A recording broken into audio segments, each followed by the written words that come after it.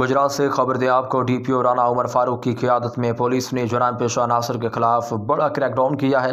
तफसीलात के मुताबिक ज़िला भर में पुलिस मुतहर्रिक हो चुकी है और मुख्तलिफ थानाजात की हदूद में होने वाली कार्रवाइयों के दौरान 9 मुलजमान को गिरफ्तार कर लिया। इन कार्रवाइयों में 1 किलो से ज़ायद चर्स, 2 अदद पिस्टल, 30 बोर और 40 लीटर से ज़ायद शराब बरामद की गई। थाना गुलियाना के SHO इंस्पेक्टर अब्बास अली शाह ने अपनी टीम के हमरा मंशियात फरोशों और नाजायज़ असला बरदारों के खिलाफ एक्शन लेते हुए 5 मुलजमान को गिरफ्तार कर लिया, जिनके कब्ज़े से 33 लीटर शराब और पिस्टल के रौंद बरामद हुए।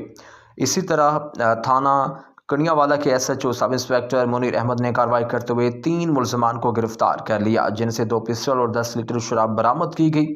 जबकि थाना रहमानिया के SHO इंस्पेक्टर फयाज अहमद ने बड़ी कार्रवाई में मंशियात फरोश अली रजा को गिरफ्तार किया, जिसके कब्जे से 1240 ग्राम चर्स बरामद हुई। पुलिस का कहना है तमाम गिरफ्तार मुलजमान के खिलाफ अलग अलग मुकदमात दर्ज करके मजीद तफ्तीश शुरू कर दी गई है।